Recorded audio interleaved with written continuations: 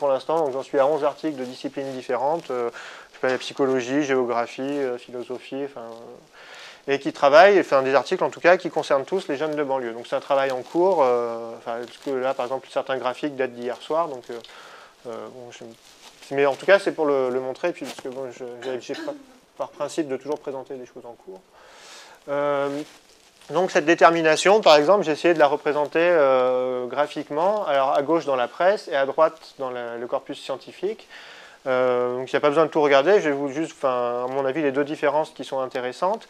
La première, c'est que dans le corpus scientifique, il y a majoritairement le pluriel qui domine, ça c'est très net, quoi. Les jeunes de banlieue, des jeunes de banlieue et ces jeunes de banlieue sont massivement suremployés par rapport au singulier. Donc ça s'interprète assez facilement sur le fait que justement les scientifiques travaillent sur une catégorie, enfin un pluriel, et qui vise à ne pas discriminer individuellement, mais plutôt à voir large et à balayer à grands traits une pluralité. D'ailleurs, c'est assez intéressant de voir qu'on a beaucoup des jeunes, alors que c'était plus rare dans le corpus. Alors là, c'est sur jeunes et pas jeunes de banlieue. C'est une difficulté technique, en fait, c'est que Lexico tourne plus sur Windows 7, donc j'ai pas pu me servir de Lexico pour faire jeunes de banlieue. Donc du coup, j'ai pris un concordancier qui permet pas de faire jeunes de banlieue. Donc j'ai d'abord travaillé sur un jeune, le jeune, etc. Et puis ensuite sur jeunes de banlieue, mais j'ai pas pu tout fusionner. Donc du coup, c'est des interprétations en deux temps. Donc dans la presse, on voit qu'on a des jeunes, on a plusieurs occurrences de des jeunes, alors qu'on en avait très peu de des jeunes de banlieue. Voilà, donc ça c'est la première interprétation, en tout cas le côté massivement pluriel de l'occurrence de jeunes dans les articles scientifiques. Et la deuxième conclusion que j'ai eue, c'est la différence entre 1, qui est premier dans la presse alors qu'il est que quatrième dans le corpus scientifique. Donc là on voit un jeune de banlieue, c'est vraiment la catégorie la plus représentative, alors que ça ne représente que ça dans le corpus scientifique, par rapport à D notamment, qui est le premier donc ici, et qui n'apparaît que troisième ici. Donc ça atteste selon moi l'idée que j'avais émise tout à l'heure, qui est que quand on dit un jeune de banlieue, on affirme une stéréotypie et on emblématise un jeune de banlieue comme représentatif d'une catégorie. Et ça, c'est assez valable dans la presse, donc enfin même très valable dans la presse, c'est-à-dire qu'un jeune de banlieue va incarner un certain sens déjà axiologisé, alors que dans le corpus scientifique, on est plus sur des données scientifiques, et donc on parle des jeunes de banlieue comme élément d'observable. Donc oui, c'est à peu près le même en fait qui est remis sous forme de camembert. Donc dans la presse, on voit qu'on a la prépondérance de c'est pour avoir les fréquences en fait, pour se rendre compte. Un jeune de banlieue, donc c'est le tiers en fait des occurrences enfin un jeune, c'est le tiers des occurrences, donc c'est quand même assez conséquent.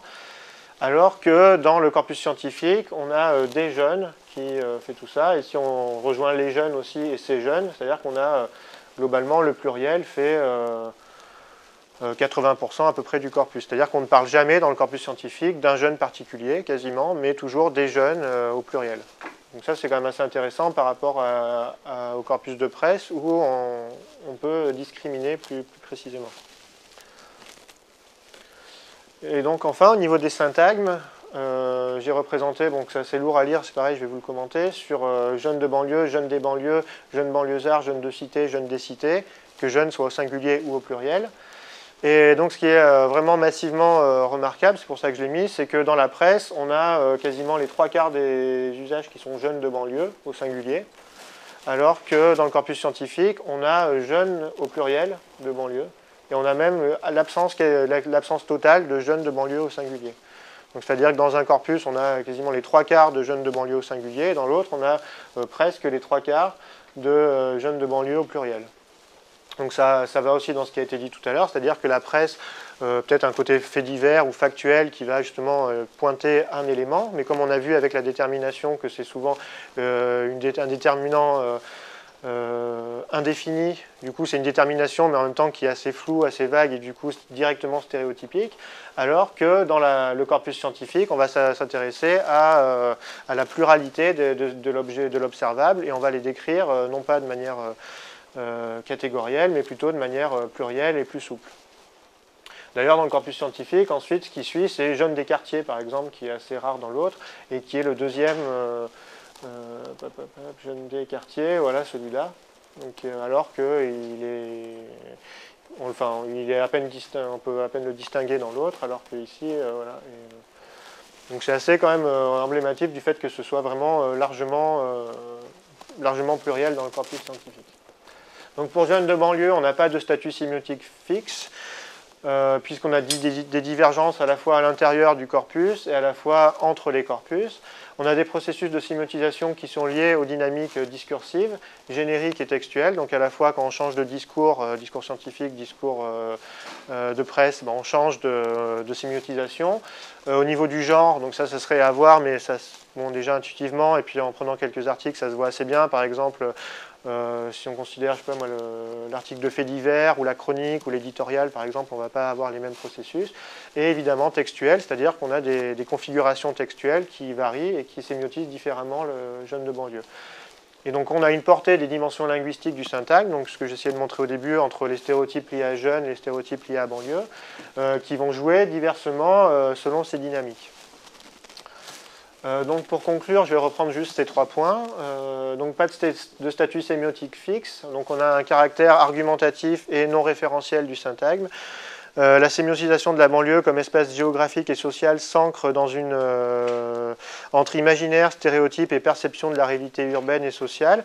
Et donc ça atteste la différence que Charodot rappelle, puisque c'est presque un lieu commun, mais entre la réalité qui correspond au monde empirique à travers sa phénoménalité comme lieu assignifiant, et encore assignifié qui en attente d'être signifié, donc les choses telles qu'elles s'imposent à nous, mais qui n'ont pas encore de sens, et le réel qui réfère au monde tel qu'il est construit par l'activité signifiante de l'homme, et surtout ce qui m'intéresse, à travers l'exercice du langage en ces différentes opérations de nomination des êtres et du monde, de caractérisation de leur propriété, de description de leurs actions dans le temps, dans l'espace, et d'explication de la causalité. C'est-à-dire que c'est le fait de nommer et de tenir un discours sur la banlieue ou sur les jeunes de banlieue qui va en créer la réalité finalement, puisque cette réalité va en créer un effet de réel, puisque cette réalité ne préexiste pas, ou en tout cas elle ne fait pas sens.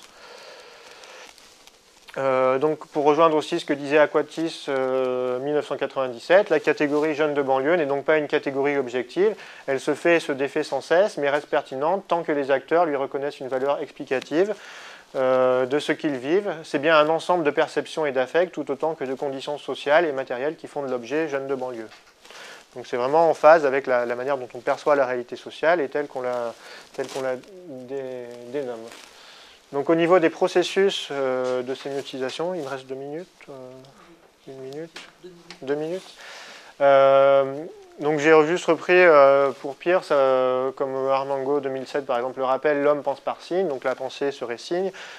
C'est pareil, il y aurait beaucoup de choses à dire, forcément, enfin des critiques aussi sur ça, mais c'est juste un genre de préalable pour pouvoir introduire d'autres choses. La sémiotique n'est pas, pardon, c'est la science, je me suis trompé, la science des signes, mais de la sémiosis. La pensée est elle-même un signe qui renvoie à une autre pensée, laquelle est son signe interprétant. Donc ce dernier renvoie encore à d'autres pensées qu'il interprète par un processus continu indéfini.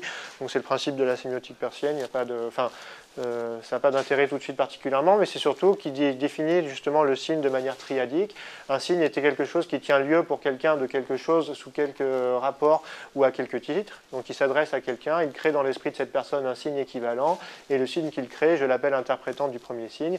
Donc ce n'est pas une approche empirique, à l'inverse des successeurs de Peirce, par exemple, qui ne vont pas distinguer interprète et interprétant. Donc tout ça pour en venir à la partie un peu plus intéressante pour jeunes de banlieue, c'est que Peirce distingue le signe symbole, qui est conventionnel, le signe index, dans lequel on a la même situation existentielle, par exemple les traces de pas vont indexer le fait qu'il y a des pas qui sont passés, et le signe icône qui va être le partage de quelques propriétés. Et pour jeunes de banlieue, en fait, c'est pas tant de se dire est-ce que jeune de banlieue c'est un icône, un symbole ou un index, puisqu'on n'arrivera pas à trancher, mais c'est plutôt de savoir en fait quel statut on lui accorde finalement dans les discours. Donc ça c'est pas un travail qui est fait, qui est en cours et pour lesquels j'ai juste des intuitions, mais c'est-à-dire que quand quelqu'un emploie jeune de banlieue, Est-ce que pour lui c'est un symbole, c'est-à-dire conventionnellement sans lien avec la réalité? Par exemple, jeune de banlieue directement va renvoyer à délinquance, stigmatisation, stéréotype, sans forcément que ce soit ancré sur une réalité particulière.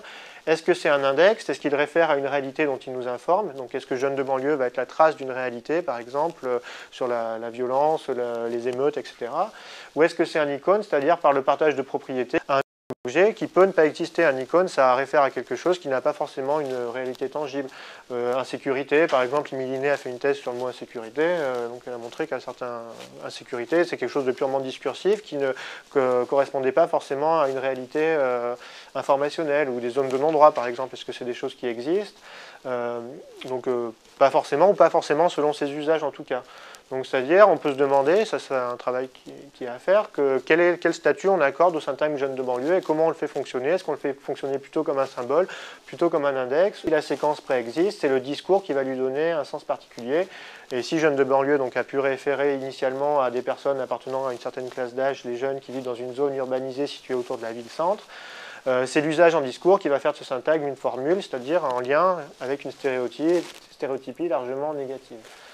Et pour finir, donc les portées des dimensions linguistiques du syntagme, le statut formulaire donc, invite à considérer une puissante contribution du matériau linguistique, et jeune de banlieue aurait donc à la fois un caractère figé, pour le rappeler, un caractère discursif, le discours en actualise le sens, un caractère aussi de référence sociale, comme dit Alice Craig-Planck, en tant que référence sociale, la formule est un signe qui évoque quelque chose pour tous à un moment donné, donc c'est une sorte d'évocation d'une réalité, pas forcément stable, et un caractère polémique, perceptible par la productivité stéréotypique, et aussi les différentes recatégorisations, notamment jeunes des cités, jeunes de banlieue, jeunes banlieusards, etc. Donc,